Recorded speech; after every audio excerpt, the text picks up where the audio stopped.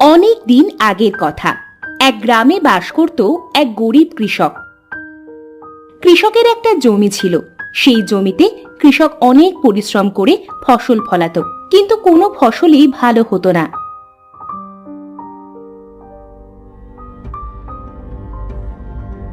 একদিন কৃষকের বউ রাগ করে বলল, আমি সেই সময় বলেছিলাম যে ওই ক্ষেতে আর চাষ করো না, কিন্তু কে শোনে কার কথা? এবার কি হলো? সবই তো সিটা হয়ে গেল। গিন্নি, খেতে ফসল হবে না বলে কি করব না? যা হয় তাই ভালো। একদমই যদি চাষবাস না করি তবে খাবো কি বলো তো? রাগ করো না লক্ষ্মীটি। এই চুপ করো তো, আর ঢং করতে হবে না। ক্ষেতের পেছনে যে দিনা হয়ে কারি কারি টাকা ঢালো, বলি তাতেই আমাদের সংসারটা ভালোভাবে চলতো। আর একবার বিশ্বাস করো গিন্নি, আর একবার চাষ করব। এবার যদি ফসল ভালো না হয় তবে আর কোনো দিনও চাষবাস করব না, এই বলে দিলাম। বেশ, তাই যেন মনে থাকে।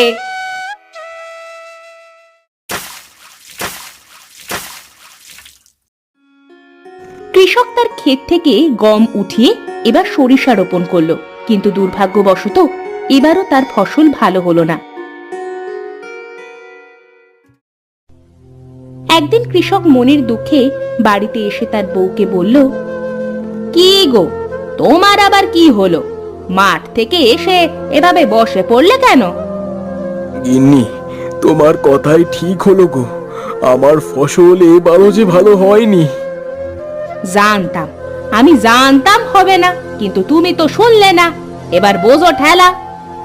তাদের কথার মাঝেই তাদের মেয়ে মিনা হাতে সুন্দর একটা কৌটা এনে তার মাকে বলল, মা মা, দেখো না, আমি কত সুন্দর একটা কৌটা পেয়েছি।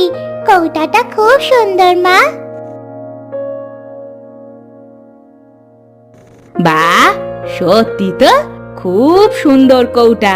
তা এটা কিসের কৌটা রে মা? জানি না মা, খুলে দেখো। ও, এই কৌটায় তো দেখছি নুন আছে। যাক, ভালোই হয়েছে, আজ বাড়িতে নুন নেই, রান্নার কাজটা হবে।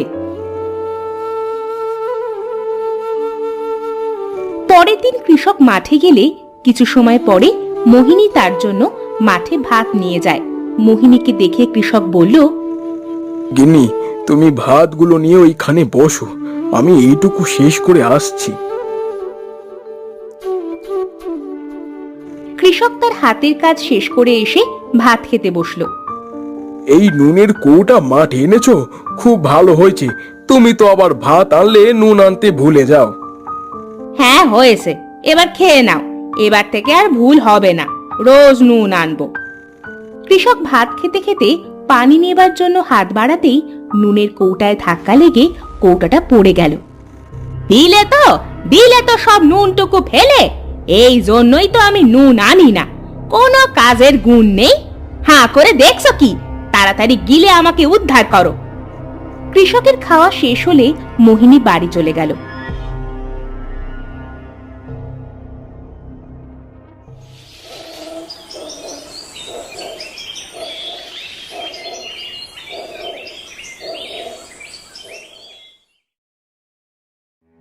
পরের দিন কৃষক যখন মাঠে এলো, দেখলো তার ক্ষেতটা সরিষার বদলে নুনের ক্ষেত হয়ে গেছে। হায় হায় হায় হায়, আমার সরিষা কোথায় গেল? এ তো দেখছি সব নুন। আমার ক্ষেতটা এমন নুনে ভরে গেল কিভাবে? বাড়ি গিয়ে বউকে বলি, দেখি কি বলে।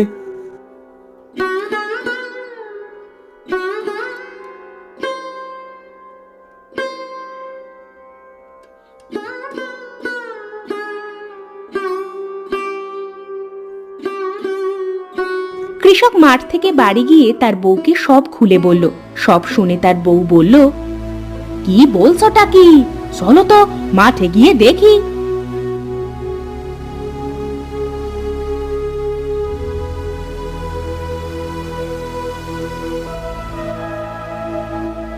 মাঠে গিয়ে তো মোহিনীর চোখ ছানা বড়া হয়ে গেল।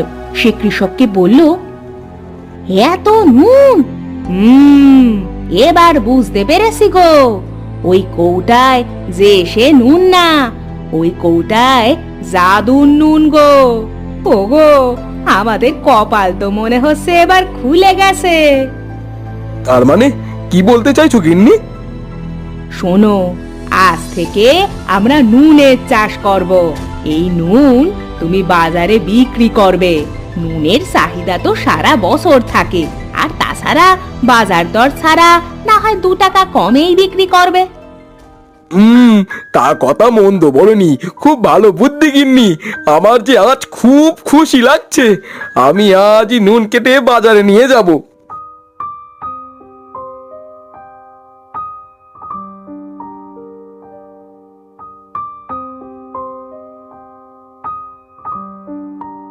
সেদিন কৃষক তার ক্ষেত থেকে নুন নিয়ে বাজারে বিক্রি করতে গেল। খেতে নুন কমে গেলেই সেই জাদুকরি কৌটা থেকে কিছু নুন জমিতে ছিটিয়ে দিলেই তার খেতে নুনে ভরে যেত। এভাবে সে খেতে নুনের চাষ করতে লাগলো।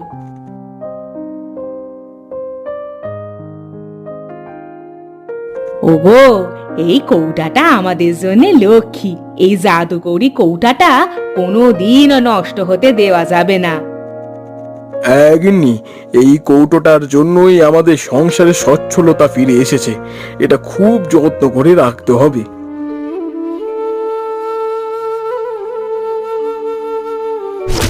একদিন কৃষক তার ক্ষেতে নুন তুলছিল। তখন কয়েকজন প্রতিবেশী তার কাছে গিয়ে বলল, কি রে বহিন, তুই তো দেখছি খাঁটি কৃষক হয়ে গেছিস। যেই জমিতে কোনো দিনও ফসল ফলাতে পারতিস না, সেই জমিতে নুন চাষ করে ফেললি। হ্যাঁ ভাই, এটা তো খুবই অবাকের বিষয়।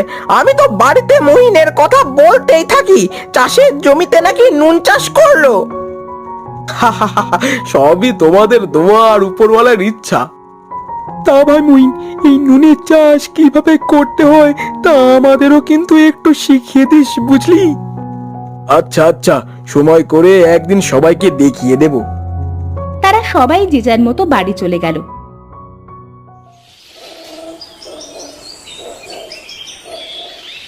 এদিকে একটা মেয়ে তার সেই জাদুকরি নুনের কৌটা খুঁজতে খুঁজতে এসে পড়ল কৃষকের নুনের খেতে। এই সাধারণ জমিতে নুনের চাষ, চারিপাশে তো ফসলের ক্ষেত, শুধু এই জমিটাই দেখছি নুন চাষ করা। এমন সময় সেই ক্ষেতের পাশ দিয়ে যাচ্ছিল রজন। নুন কন্যা রজনকে দেখে বলল, এই যে দাদা, শুনছেন এই ক্ষেতটা কার বলতে পারেন? না মানে ওনার কাছ থেকে আমি কিছু নুন নিতাম। তা এই ফসলের মাঠে এমন নুনের চাষ করছে কিভাবে দাদা? আচ্ছা দাদা, আপনাকে ধন্যবাদ এত কিছু বলার জন্য। আমি এবার আসি।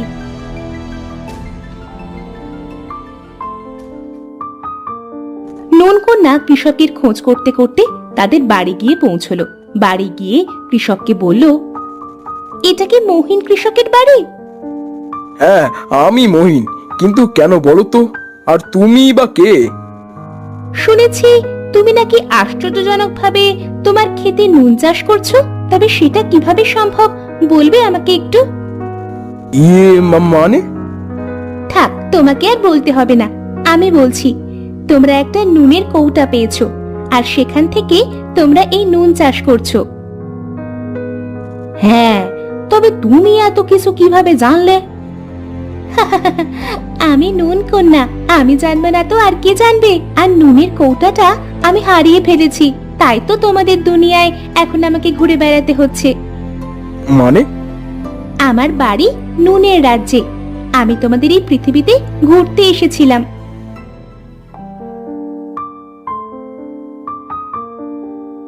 বাবা, ও বাবা, আমার অনেক দিনের শখ পৃথিবী ঘুরে দেখার। আমি যাই না সেখানে। না মা, সেখানে গিয়ে যে তুই থাকতে পারবি না। আর একবার যদি সেখানে গিয়ে আটকে যাস, তাহলে 1 মাসের ভেতরে যে তুই গলতে শুরু করবি। কি বলছো বাবা? আমি কি 1 মাস থাকবো নাকি? আমি তো 2 দিন থেকেই চলে আসব। কিন্তু মা, তোর যদি কিছু হয়ে যায় তবে আমরা কাকে নিয়ে বাঁচবো বলতো? মা, তুমি দেখবে আমার কিছুই হবে না। আমি এই যাব আর এই আসব। ও মা, বাবাকে বলো না আমাকে পৃথিবীতে যেতে দিতে। আচ্ছা বেশ, তাহলে তুই যা। এটা আবার কিসের কৌটা বাবা? পাগলি মেয়ের কথা শোনো, এটা না হলে তুই পৃথিবীতে যাবি কিভাবে আর ফিরবি কিভাবে? হ্যাঁ রে মা, এটা হলো জাদুকরি নুনের কৌটা।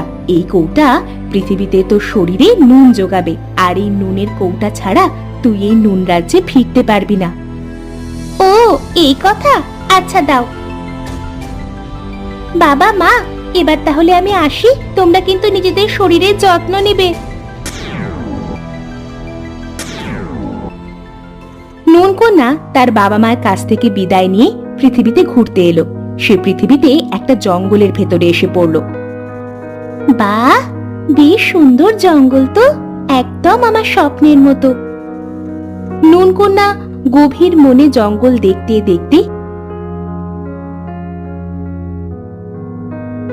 কখন যে তার নুনের কৌটা হারিয়ে ফেললো সেটা বুঝতে পারল না। হ্যাঁ, এই কৌটাটা তো আমি জঙ্গলেই পেয়েছিলাম। আহারে, এই জন্যই হয়তোবা তোমার শরীরের এই অবস্থা, কেমন ক্ষয়ে ক্ষয়ে গেছে। হ্যাঁ, আমার কৌটা ছাড়া আমার শরীরে নুন পৌঁছবে কিভাবে? এই জন্যই তো আমার শরীরটা ফ্যাকাশে হয়ে গেছে। এমনি মেয়েটা খুব বিপদে পড়েছে, তাড়াতাড়ি গিয়ে কি নুনের কৌটোটা এনে দাও।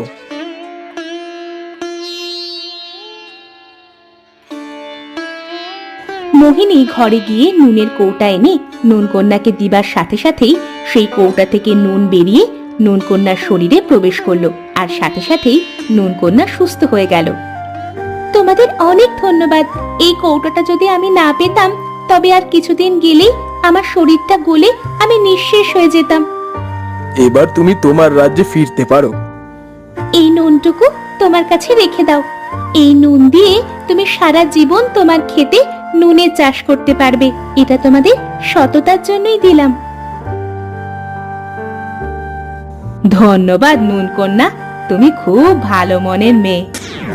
এরপর নুনকন্যা তাদের থেকে বিদায় নিয়ে তার নুন রাজ্যে ফিরে গেল, আর এদিকে কৃষক তার খেতে নুনের চাষ করে বেশ ধনী হয়ে গেল।